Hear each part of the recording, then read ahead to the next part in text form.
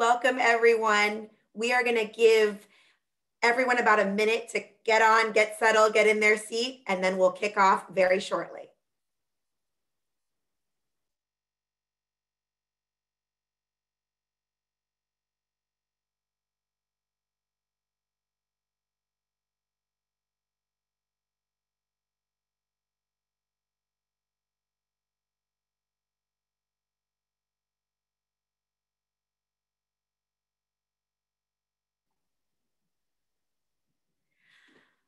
All right. We are here live for the official launch of the first annual Self-Insured survey. My name is Megan Chiarello, Vice President of Marketing for WellNet Healthcare. And late last year, we teamed up with the Daily Insurance Report to collect insights from nearly 300 brokers and consultants. And today, we are giving you a sneak peek by sharing the most interesting findings that we collected during our R&D. As we've been teasing this week, we're about to debunk, or maybe not, what you think you know about the state of self-funding. I have together a wickedly smart crew from very different seats in the benefits conversation.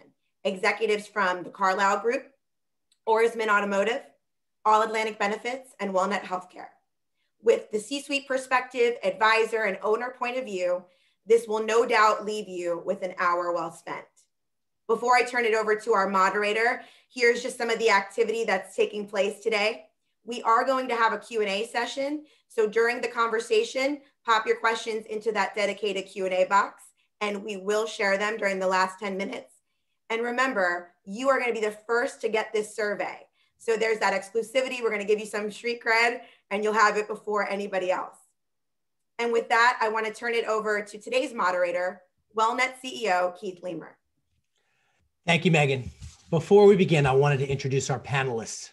Our goal today is actually simple. We've brought together 3 different perspectives. We've got Veronica Verona, a partner at All Atlantic Benefits from Miami Beach, and she's a national employee benefits consultant who actually deals with a lot of groups, both in the fully insured and self-funded space, mainly managing implementation, design, financial analysis. And I'd say the best thing about Veronica, she is not afraid to tell you what you need to hear versus what you want to hear. We're also joined by Rob Wheeler, principal of the Carlyle Group, one of the world's leading private equity firms. Rob drives portfolio operations for over 200 portfolio companies representing almost 200,000 members around the health insurance plans. And beginning in February, Rob actually had his arm twisted, and he's going to be joining a Carlyle-backed company called Grand Rounds that specializes in identifying the highest quality, lowest cost care in the commercial self-insured marketplace. So he'll be moving on there. And Rob is also a veteran of the U.S. Army, a graduate of Harvard Business School, and had the pleasure of working in the innovation lab with Clayton Christensen. And then lastly, we were joined by Chris Oarsman, principal of Oarsman Automotive, an automotive news top 50 dealer with over 20 retail outlets in the Mid-Atlantic region. Chris is on an acquisition tear. He's recently raised some capital from the Graham family, former owners of the Washington Post, who recently sold themselves to Jeff Bezos of Amazon. And the thing that makes Chris unique, he's all about the employee culture, in essence, putting the employees first, which is one of the few CEOs that we see around the country really digging into the benefits. So our goal today is simple and oftentimes the most powerful. We wanted to bring together some unique voices to analyze and get some insights on our first annual self-insured survey. And do the responses reflect what we're actually seeing in the marketplace?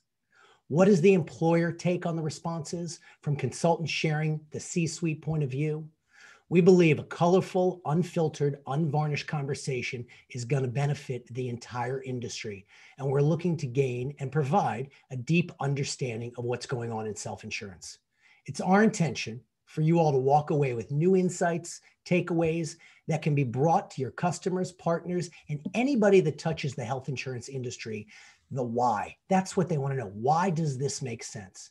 And so with more guided awareness and education around the impact of self-insurance, good and cautionary, we can mobilize and deepen the conversation between advisors and business leaders. And with that, let's jump right in. All right, Veronica, would you pop up question number 1?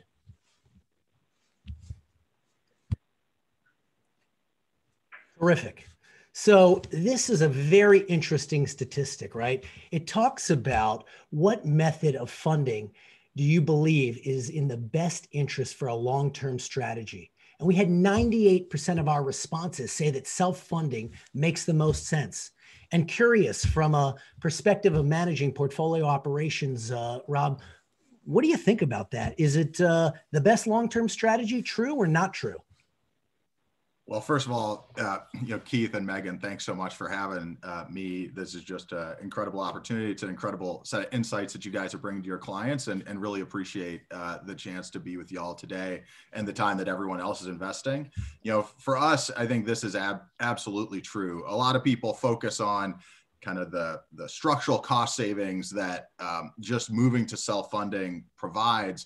But in our view, it's so much more than that. Really, it's a key enabler of any long-term strategy around your healthcare program. So whether it's the data that it gives you access to and ability to utilize for your benefit, whether it's the flexibility around plan design and contributions, or the ability to carve out your prescription drug program, it gives you control of your own health benefits program. And as I've learned more about the health insurance industry, one of the things that irks me the most is that we call the large ASO vendors payers. At the end of the day, it's our portfolio companies that are paying the bills, and being self-funded gives them the ability to invest their resources as appropriate, whether that's in what's best for their employees, what's best for their bottom line. And luckily, we find with self-funding, also often those two things are very well aligned. No, absolutely. I agree. And Chris, what about you? I know for a number of years, you guys were fully insured, and about 3 or 4 years ago, you made the jump to being self-insured. What was the reason, and why finally did you decide to do it? Sure. So to focus on the wording of the question, when I first saw it, I thought 2 things immediately. One, long-term, I'm a 4th generation business owner. So long-term for me is like a generational look. And then I thought about March of 2020 and like the context of long-term, what does that really mean anymore? But, I would say that from my perspective, self-funding works. It works now. And I know that having access to the information of the health of the population, having proactive measures that we can help control and manage, being able to tailor what the coverages look like to our team's needs. I know that is something that is of great value and benefit to the team. And I've not been able to find that in a fully insured environment. So I can say that for right now, certainly this is a self-funded plan for us is the way to go for those reasons. Excellent, thank you. And Veronica, what about you? Working in the brokerage consultant community, why do you believe that a lot of these other brokers and consultants filling out the survey thought that self-insurance was the best long-term strategy? What's your perspective? Yeah, well, as an agency, we have a number of clients who are still fully insured and a lot of clients who are self-insured also. I'm sure other brokers can relate. And really what we hear from our fully insured clients is frustration, right? Year over year, you're getting an increase. You don't have the data to understand whether or not that increase is warranted. And that's really why we think self-insured is the best long-term, strategy. And to echo a little bit what Rob and Chris were saying also, I mean, it's transparent.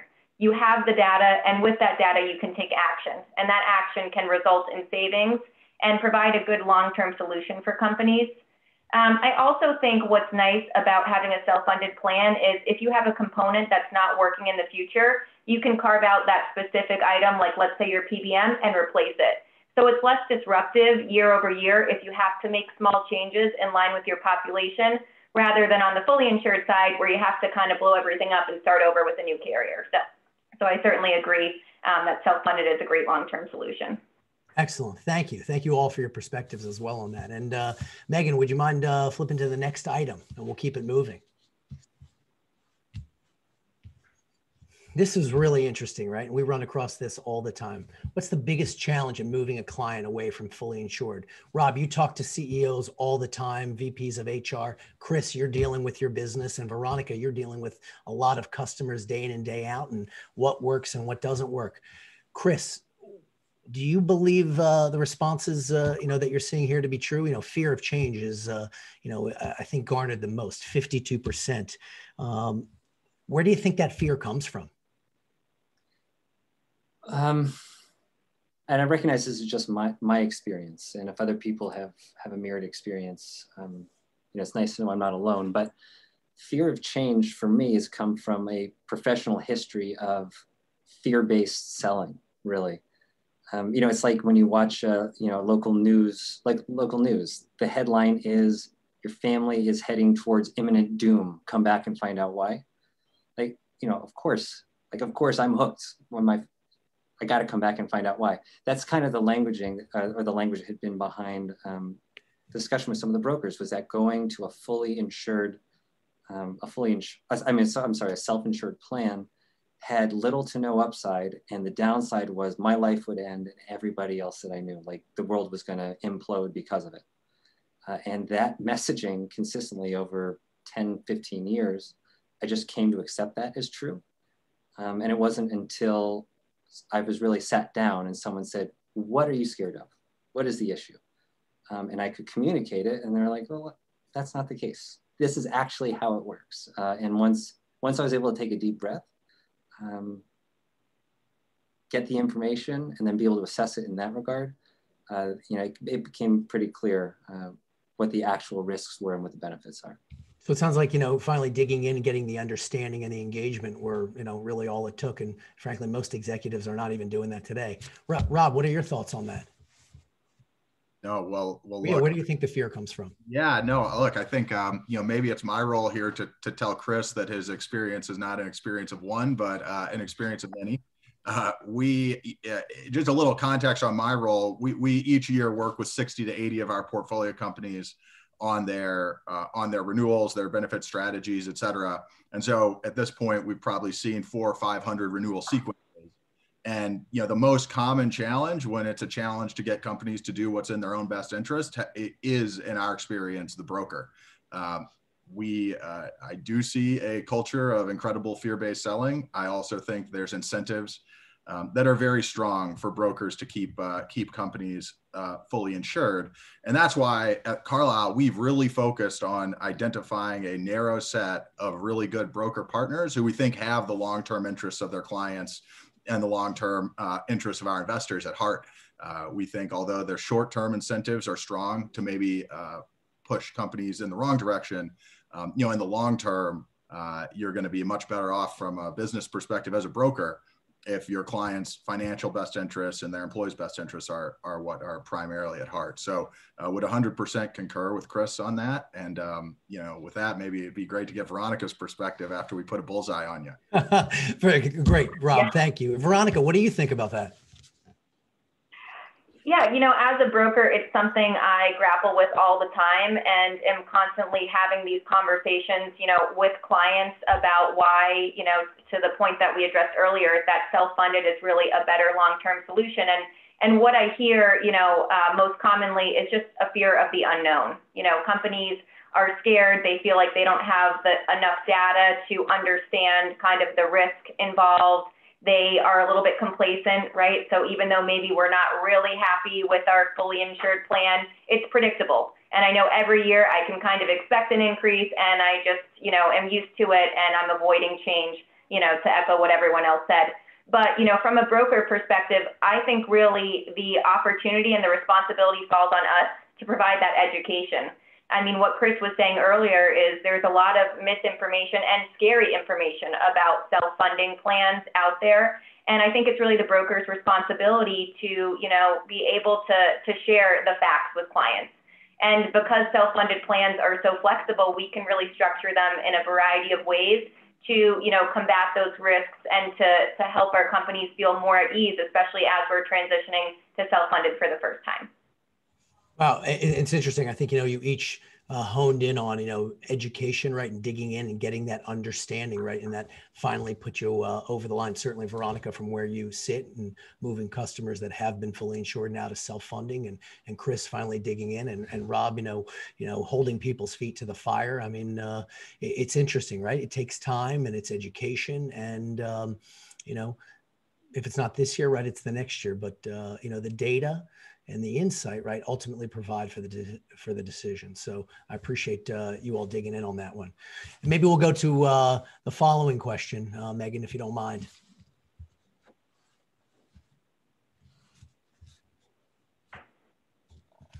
This to us was one of the most eye-opening, right?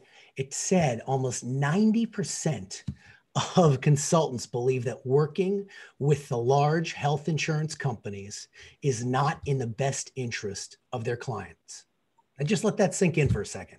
90% almost of the health insurance brokers and consultants don't think that working with the large health insurance companies are in their clients' best interest. But we also have another statistic. 30% of the brokers have more than 60% of their business that is fully insured. Veronica, why is this? Well, it's interesting, and I have a benefits agency, and we certainly have a number of clients that are with the BUCAs, and a lot of them have had successful relationships or relationships that, our companies are satisfied with. But what you don't have is control, right? And that's really what you lack working with the BUCAs is things are going to be on their terms. And even if you are self-funded with these carriers, they have a model that you kind of fit in, and you don't really have any opportunity to carve out certain areas or to look for improvements.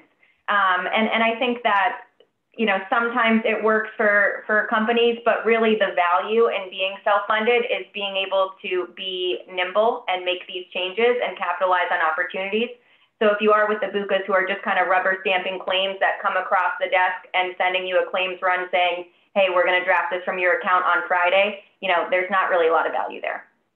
Oh, absolutely. That's interesting. And Rob, what do you think? Why do you think the number's so high, but yet why do you think there's still so much engagement on the fully insured side? It doesn't seem to correlate.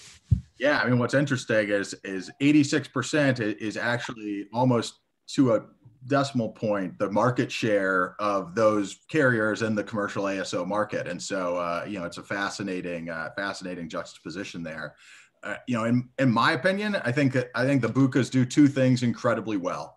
I think first, they really have developed the brokerage, universe as a sales channel that, is incentivized through a variety of mechanisms for a tie to essentially go to the BUCAs. And even when trying to put your client's best interest first, I think, the financial interests that you have are probably going to be something that drives decisions in a tie, even with the best intentions. But I think the second thing they do incredibly well is they inject just enough uncertainty into the renewal process to make you defer the decision for a year and stay with them. So whether that is, getting their fully insured quote down to just the right amount of increase that'll cause you to say, hey, one more year with these guys isn't too bad, or whether it's holding out the data to let you run a network analysis just long enough that it's going to preclude you from being, certain and have a good timeline for transition, or whether it's, haggling with you about the ability to see the their PBM rebate contract to allow you to really do the work you need to do to understand the economic impact for your clients. I think at the end of the day, they win by virtue of decisions deferred that ultimately become decisions deferred for years into decades. That's interesting. It sounds like a lot of hostage holding. I mean, Chris, your words. You've been fully insured for a number of years, with, I believe, a variety of different insurance companies. Was it the name recognition or the security of working with one of those carriers, or was it something else?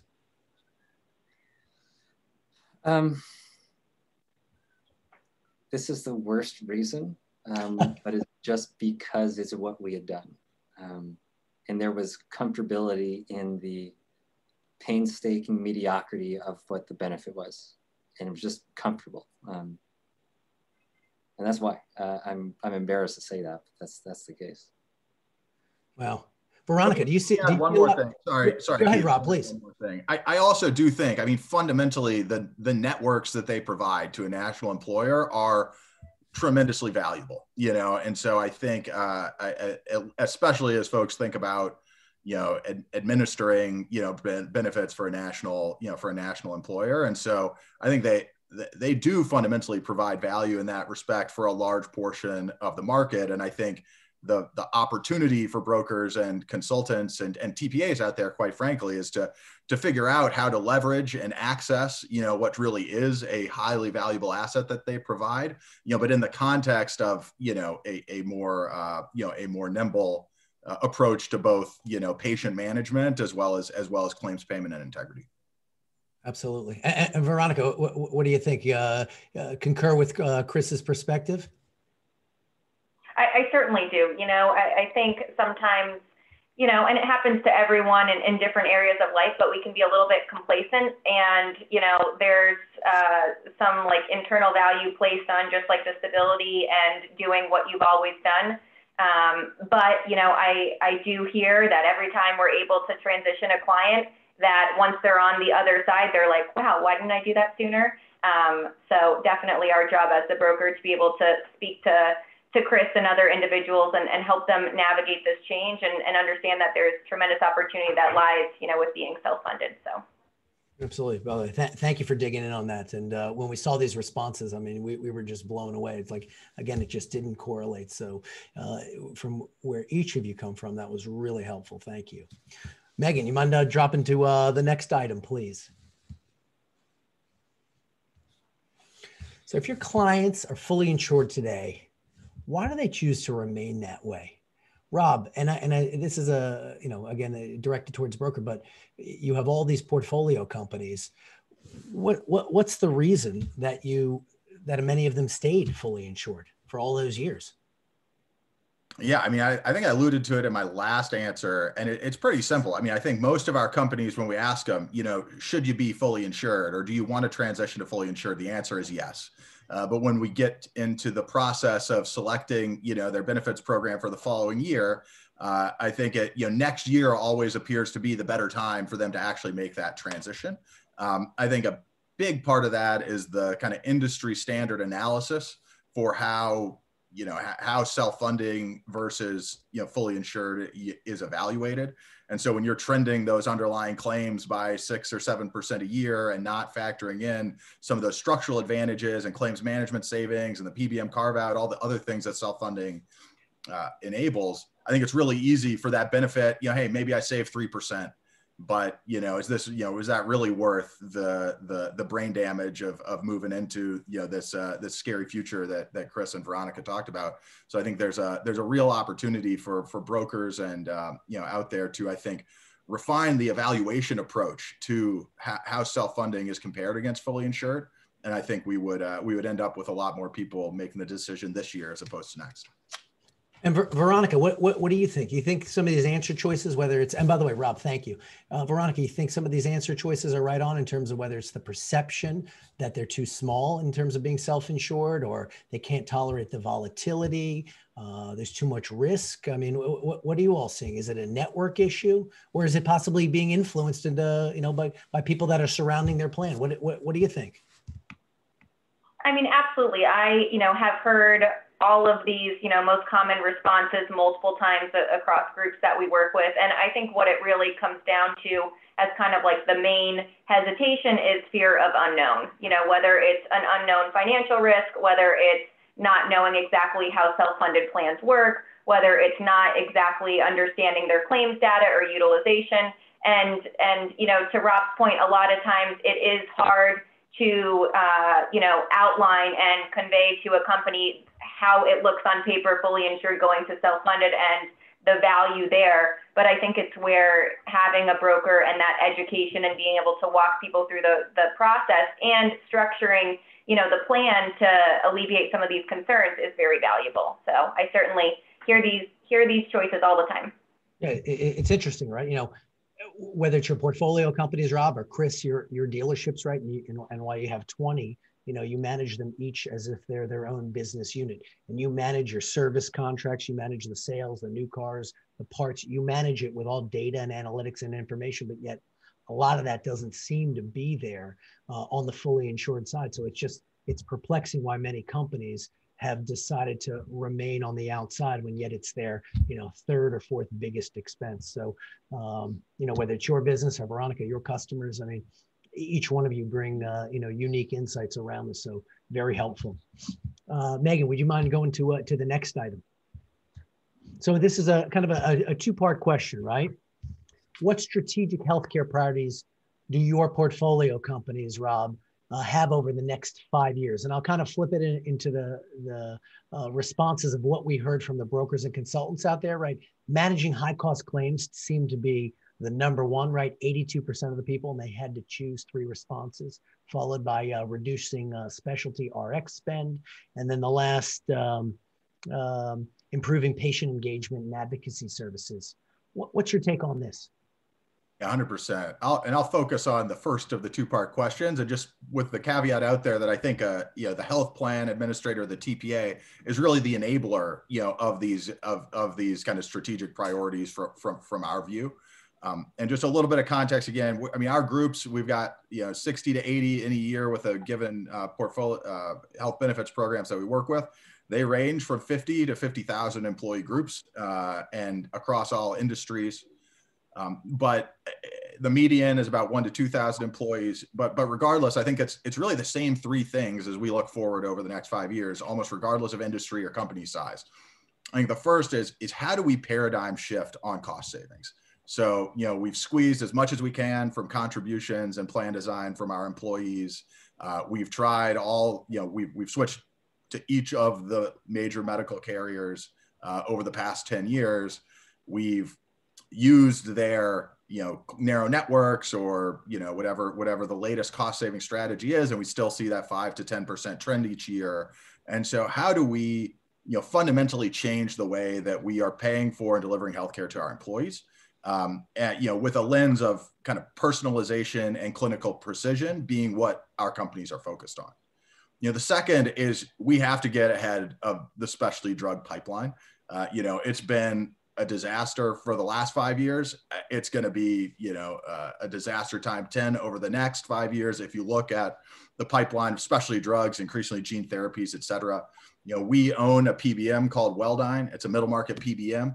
And we've had a ton of success working with our portfolio companies to really hone in on high touch, low net cost clinical strategies on the specialty benefit that, don't spreadsheet as well relative to the big 3, but that fundamentally drive 10 to 20% kind of total cost of pharmacy savings when you factor in, everything that they're accomplishing. And then third, in this world, I mentioned, personalization and clinical precision, specialty pharmacy, special strategies. How do I, as an HR team and as a company, administer these programs in an increasingly modular world? And how do my employees become aware of them at the point in time where they'd have an impact on their healthcare? So those are kind of the 3 strategic priorities that we are working on with our portfolio companies.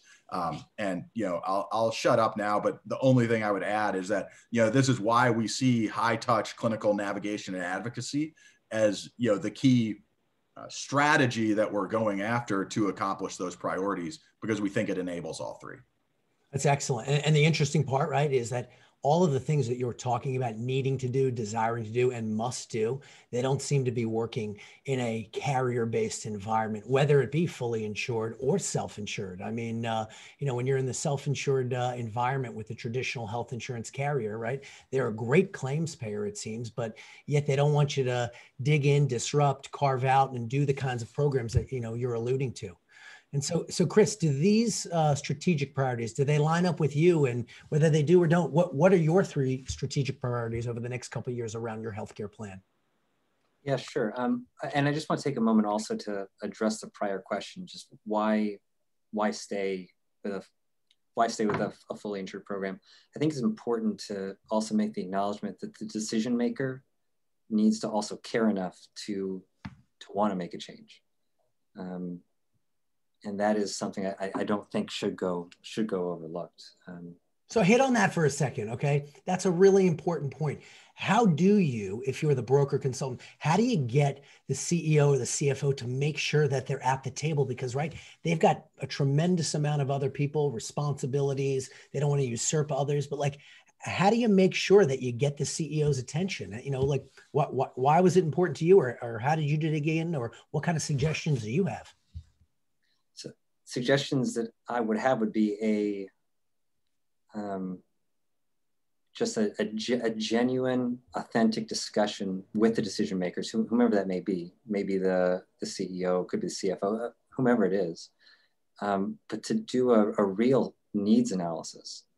What's going on? Are we doing this because you want a 3% reduction? Like, are we going through all this legwork just to save you a couple bucks? Or is this something that you're really interested in learning more about? Finding that information out up front, I think can be helpful. And it can also tailor and help change what that word track is from the broker with the client. You know, I think there's something there. My line of work is very much needs-based analysis, working with clients to understand. Someone says, I want a car. Okay, I get that you want a car, but do you want a car because you're driving your family to Little League sports on the weekend? Do you want a car because you intend to drag race? Do you want a car because you need something reliable to get you to and from work? Like, there's different answers or different solutions for all those answers. So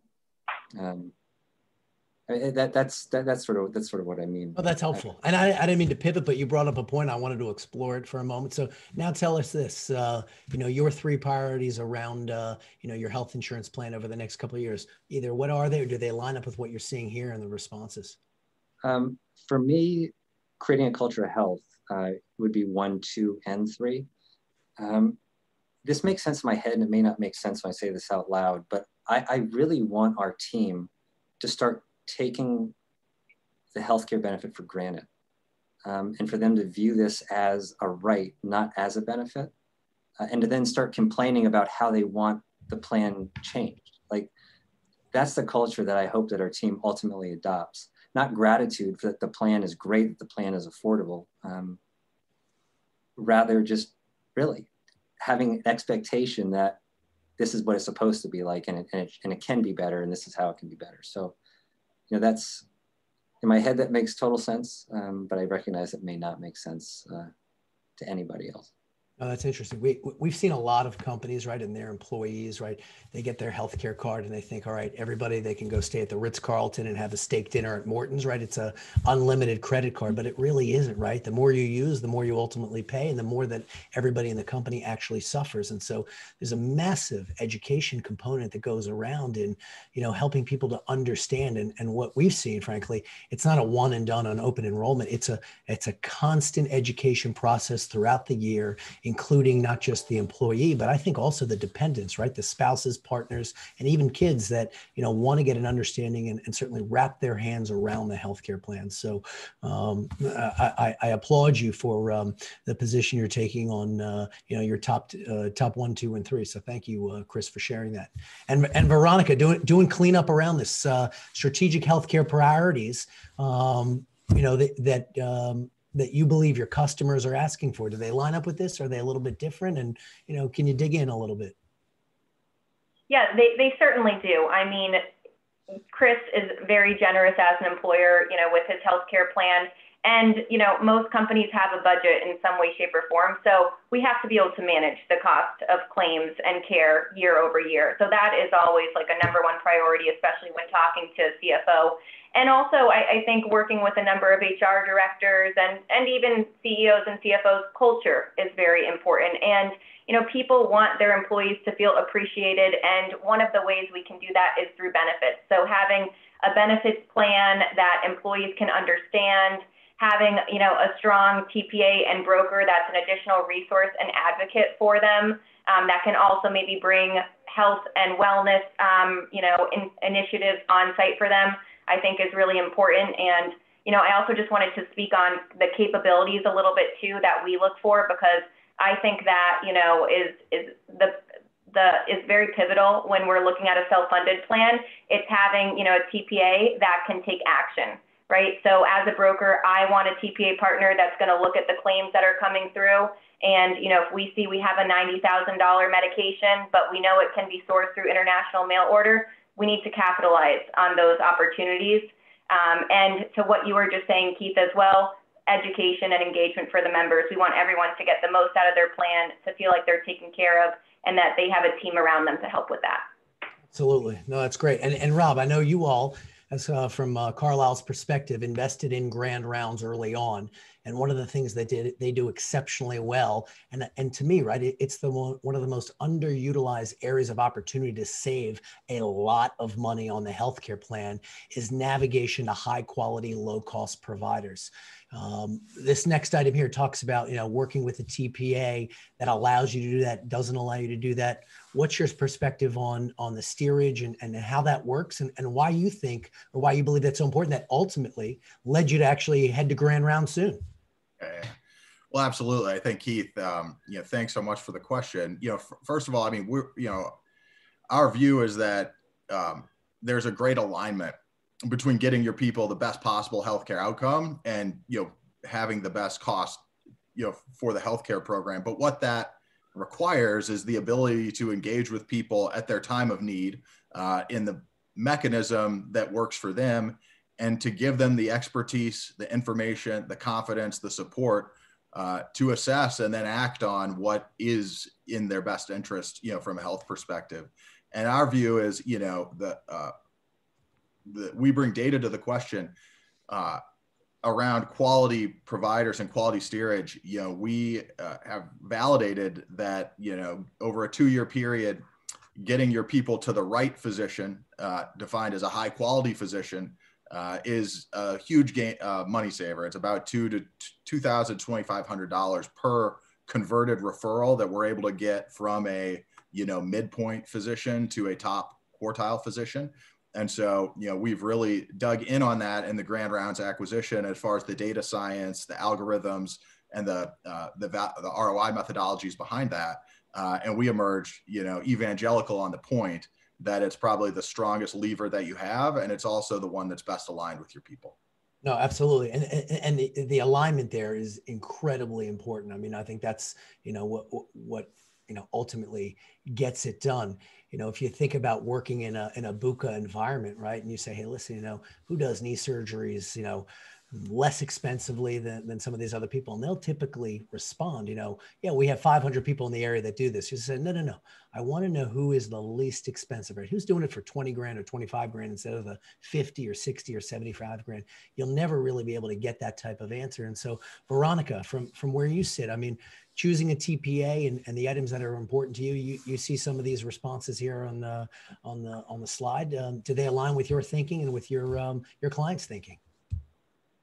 Yeah, certainly. I think, from a plan perspective, being self-funded, the TPA touches almost all employees, right? They're kind of the person or the entity that is really engaged with all the members. So having a strong TPA is very important. I mean, everyone was talking about the word alignment. I think that's extremely important as well. We want, the TPA to be aligned with the company objectives, the plan objectives.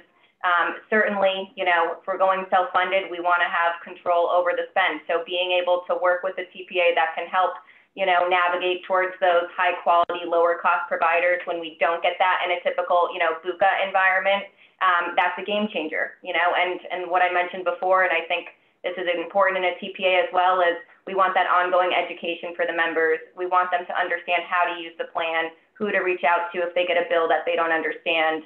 And I think it really just takes a group effort to, have success in a self-funded plan, and the TPA is at the center of that. Excellent. Thank you. That's really interesting, where each of you come from. And Chris, we're going to move on to the next question. Don't think, I don't want to hear your response around that, but I'm going to hit you with this next item, question 13. Top concerns for the C-suite customers making a decision for their group health plan, right? Almost 100% said that cost comes down to it. You and I have had conversations in the past. You have always said to me, Keith, there is no doubt about it. I absolutely want to save money. But one reason I have enjoyed self-funding is that I have not had to pass along premium contribution increases to my members for the past couple of years. Can you talk about some of the things and the decisions around why you decided to self-funded, in essence, what's important to you that you see here, and maybe some of the other items that are not here in terms of how you were thinking? Sure. So when I saw this question, the first thing that I thought about, if cost was the same, but I'm able to provide a more tailored service for our team members that really serves their needs, makes them feel comfortable with, with their options. And if cost is the same, then yeah, I mean, that's like, it's 10 out of 10, I'm making that decision. So I thought cost was interesting here. What I started thinking through was that, savings perhaps is like a lubricant for a decision maker to be able to go into a space that otherwise their mind is telling them not to. And so that, cost maybe is just this entry point into being willing to explore what it looks like. So I thought that was particularly interesting just because I started going off on it. But I think given what I've said and everything that we've been talking about so far, I think cost is like the gateway for most C-suite decision makers. And if there's evidence that a self-funded plan can save, I think that then there's a conversation to be had. Do other items play a role, whether it's employee resistance or service and responsiveness? What are other items that you and other C-suite executives in your network, what do you all talk about?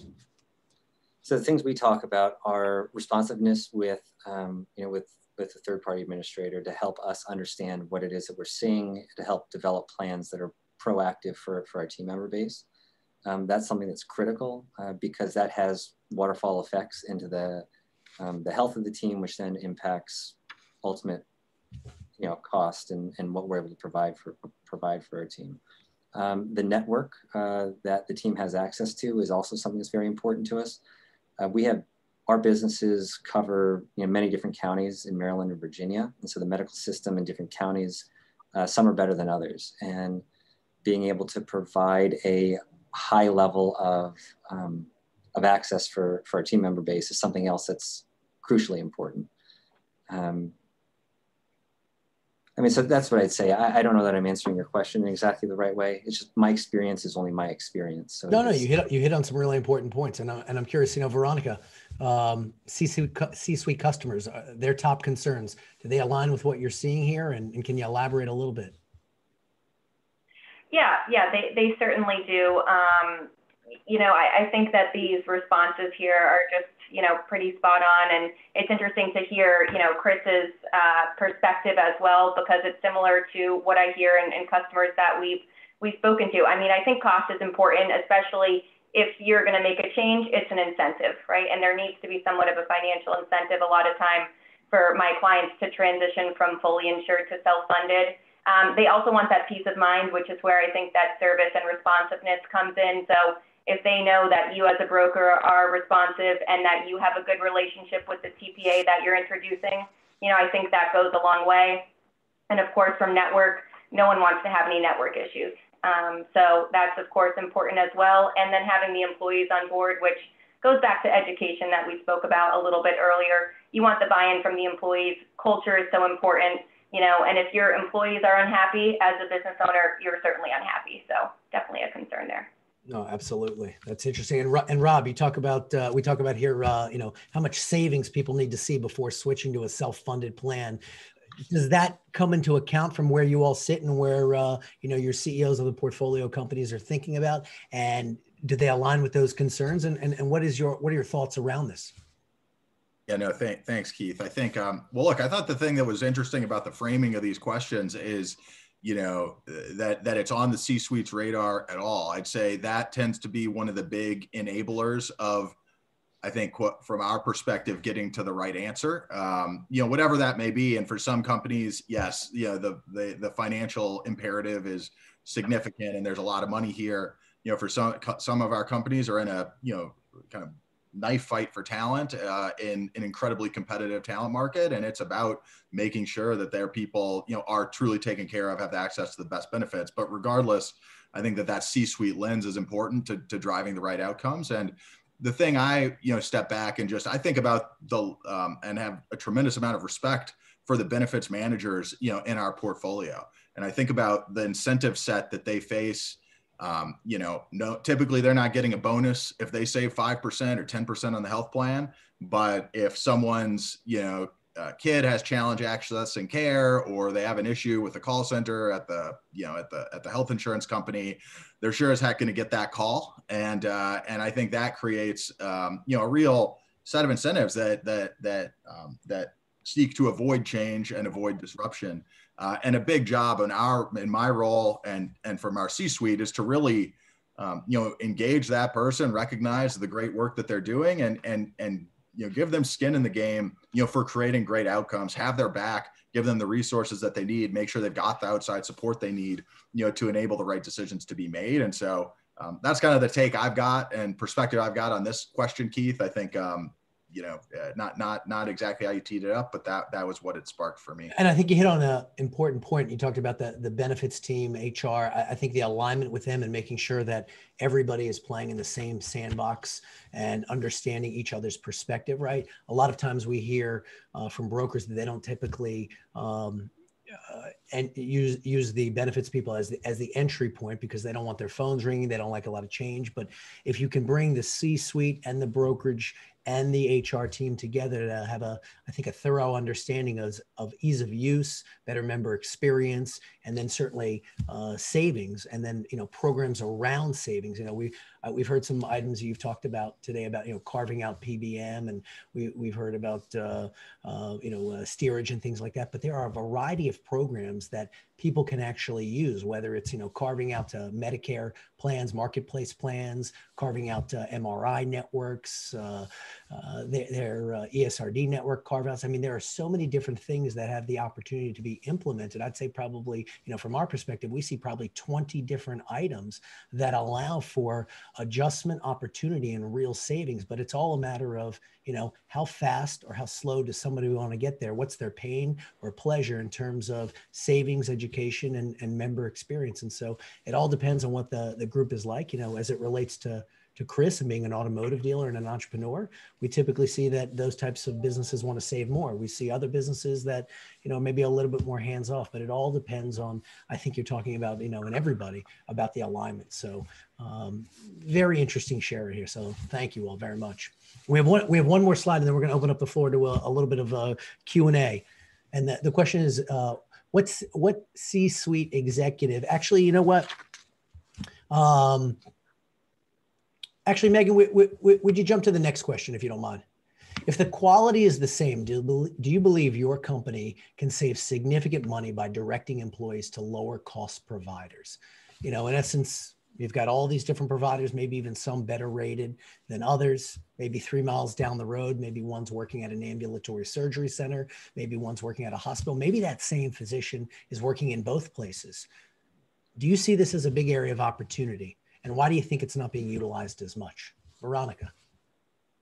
Yeah, I certainly think it's a huge area of opportunity. And I think this is how you can really, cultivate consistent savings when you're self-funded, is by utilizing, these lower cost, high quality providers. And I think a lot of times we talked a little bit about lack of transparency working with the BUCAs, for instance, and that's why it's kind of hard to capitalize on this unless you're with more of an independent TPA. And, really just in my experience, I've found having this conversation with companies that employers tend to be a little bit hesitant in the beginning because they don't want it to seem to their employees like, oh, Big Brother is watching, I'm, controlling what you can and can't do with your health plan. And I think really the best way to ease into this and see the results is by approaching it from a standpoint of, I'm not taking anything away, but rather I'm giving something.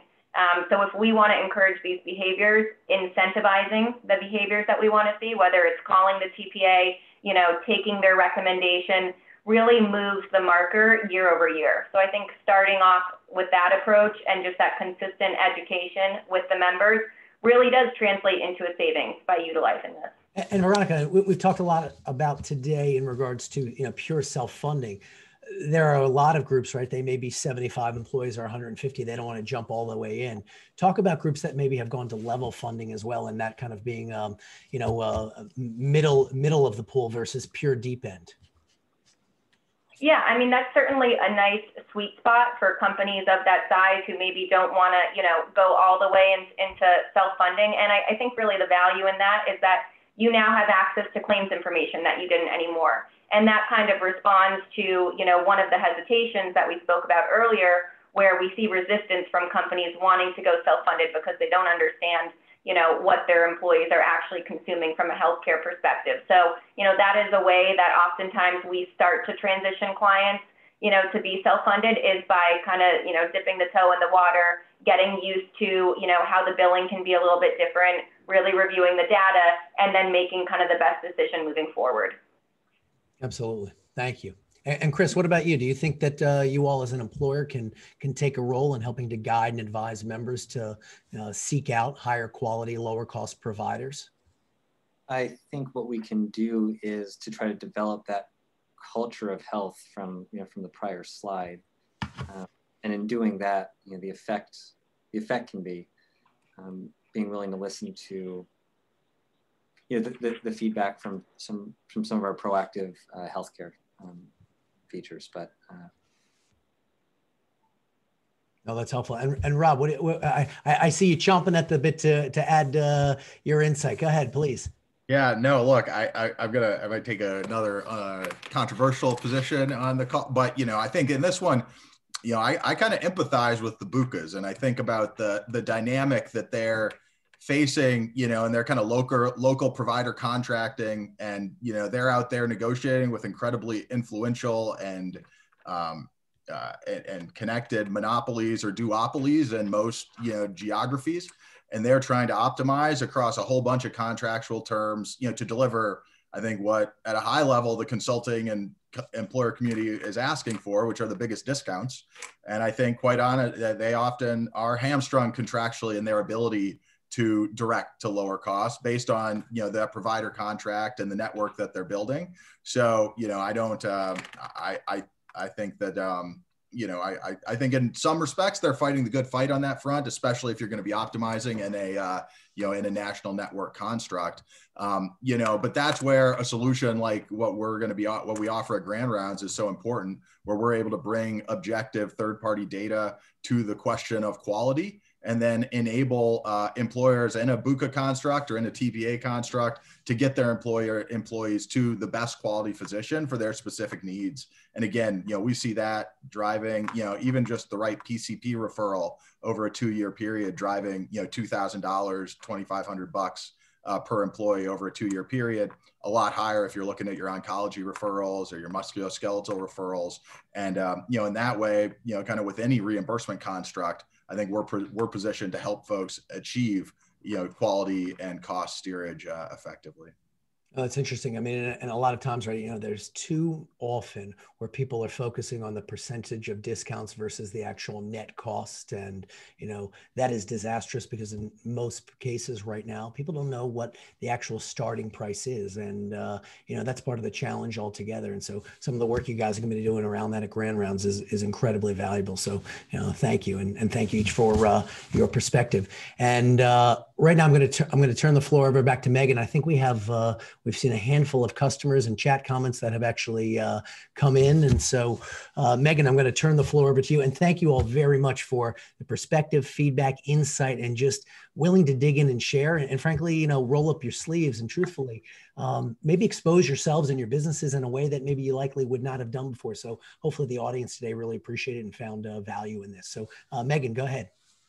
Yes, thank you, everyone. I mean, there were so many great little nuggets. I was taking a lot of notes too. So before we go into the Q&A, we do have a slide up here. We're doing something really unique for the advisors on the call. In addition to getting the survey first, if you are interested in having this co-branded, the beautiful document that we'll show you with your logo, please email us and we are going to co-brand it for some selected advisors. So if that's of interest, it's a great marketing tool. I'm a big fan of content marketing, and I think it would be really beneficial for you. All right, let me take a look at these questions that came in. All right. So the first question, this is actually for all of the panelists. I believe that many companies remain fully insured and use national carriers because it's the path of least resistance. What do you believe is the key to getting the attention of CFOs and CEOs who are trying to re-engage and really get them into the conversation about self-funding to manage the health plan? And so kind of a Chris, you hit on that a question. little bit before. Veronica, would you dig into that a little bit if you don't mind? Yeah, I mean, I think really the broker a lot of times has to be starting this conversation. We know our CEOs, CFOs, they have a lot going on a daily basis, and they might not be as, well-versed or dedicating the time to learn about self-funded. So I think that's our job. And I really do think as a broker, we have a responsibility to our clients to, have these conversations. And when, maybe someone isn't really fully engaged, we have to make sure they're understanding what we're talking about, because it is a great opportunity for a number of businesses. So I would just say, get creative, think outside the box, have these strategic discussions, and really it's worth it in the end. Definitely. Rob, what about you? Yeah, I think, not to be self-serving, but I think this is the benefit of, private equity in many contexts, or an active board, at some level, I think it's very hard, for a broker or a consultant who at the end of the day is a service provider and in the client service business, to change the goals of their client and to change the outcomes that their client's trying to achieve. What I've seen, my view is, that especially at the C-suite is really, you need board engagement, or you need, the family's engagement in a family context, or you need, the private equity company's engagement to really change or set priorities. And so from a consulting or broker perspective, the advice I give to many that we work with is, don't waste your time on ones that aren't going to get there, because you're going to spend a lot of time trying to change a mind that you're not really in a position to change. But find those change agents that you can align with and be a partner to helping to drive their vision, or focus in on the folks who get it in the first place and how you can kind of make it even better. Yeah, excellent. And there's a question I see up here. It talks about what type of volume do you need to, with any given facility or provider, to quantify for the lowest net cost and highest quality in any given zip. And from our experience, it's less about that. There are providers in every single marketplace, right? It is a market. Just like Chris has multiple Chevrolet dealerships in an area, he competes with other dealers too. And he may sell his cars and price them at different prices than somebody else, maybe lower typically. At the end of the day, it is a free market. And so there are physicians, right, that have a lower reimbursement rate than others. And ultimately, if you can identify those, and there are databases that have this type of tools and technology available, that it doesn't take volume per se, it takes insight and education. And that's some of the things that I think Grand Rounds is actually bringing to the table, is that whether you're one employee or 1,000 employees, you can do it in any given market. And Rob, any additional comments around that? Yeah, I would just say the data sets are out there to assess both, provider quality and kind of physician cost. And so I think that, I think it's probably somewhere 99.5% of zip codes or higher have a data density that would enable you to do that, and have enough provider options where it makes sense to do that. But the question, and so really then it comes to, how do we match people, at a given company to the right provider set? And there, again, it's more about the data fields that we're able to get, to consult you on, or to, provide insight based on getting the right, but a typical TPA or carrier data feed, is plenty to enable us to be able to say, okay, for this given person, here's the right physician. Absolutely. Megan, any other items you have on your plate? Because I'm getting some direct chat messages as well. Yeah, no, we have a lot of activity. So I think, we'll have to maybe do another Q&A or something interactive, because there's a lot of discussion. But this question came in, we can close out, and then we'll show you guys the survey ebook. This one is for Rob and Chris. So the attendee wrote, as supporters of self-funding, what suggestions would you have for a consultant like myself to approach people like you and discuss the benefits of moving to an independent TPA versus self-funded or the fully insured carrier model? So how do you make this approach to get to resonate with Chris? How do you like people to approach you? Yeah. the way that this came about from my perspective was a conversation with someone about my personal experience with our healthcare plan and what that was like, and being able to take it out of the macro plan level into the micro my experience level. It became a moment where it was just like, oh, pardon my French, but this really is shitty. There's got to be, there's, at the time I didn't know there was. I was assuming and hoping that there was a better outcome for both myself and our team. And that was the way the conversation started. And then it was seeking out this information, finding options, and then being open to hear, open to hear the information, understanding how impactful it is to me, and that, spread out over 1,100 team members is, it's a big deal. It changes lives and it's important. So that's how it was for me. Authentic. Feel like you're on the therapist chair. That was great, actually. Thank you. All right. I know we're hitting up at 2 o'clock, and I'd certainly love to hear from Veronica and Rob, but we'll have to save it for another time. So Megan, any closeout comments, thoughts, and survey review? Yeah, let's show you guys the survey doc that we are going to be launching, that you'll get first dibs at. Give me a moment to share my screen. And when is that coming to everybody, along with the recording of this? Yes, everyone on the call will get it within 24 hours. And then the industry will get it Tuesday. So you will have it for 2 days to really dissect and share it with your clients and prospects. Great. So this is the document. Can everyone see? Keith, can they see? Yeah, are you able to make the screen a little bit bigger, or no? I can, yes. No, yeah, or other way, actually. Oh, the other way, sure. Yeah, just scroll real quick because we're hitting on 2 o'clock anyway. I know. Yeah. Actually, this is a great view that you guys can see the layout of it. Perfect. But it's a beautiful document. It's clean. And again, it's scalable data that you can start having different conversations. And now you have the perspective from all of our panelists and some nuggets that you can take when referencing certain stats and findings that you find really important for that specific prospect or client. So with that, we are going to close out. We want to give you time back in your day. Thank you so much for joining us. Keith, anything else before we let this crew go? I want to thank the audience for giving us their hour in the month of January. And I know it's not easy to carve out. And Veronica, Chris, Rob, really your perspectives are valuable, appreciated. And really thank you for peeling back the layer on each of your lenses. So look forward to doing this again. And thank you again, Megan, for producing this well-executed event. Have a good day, everybody. Yeah. Thank you all. Thank you. Thank you.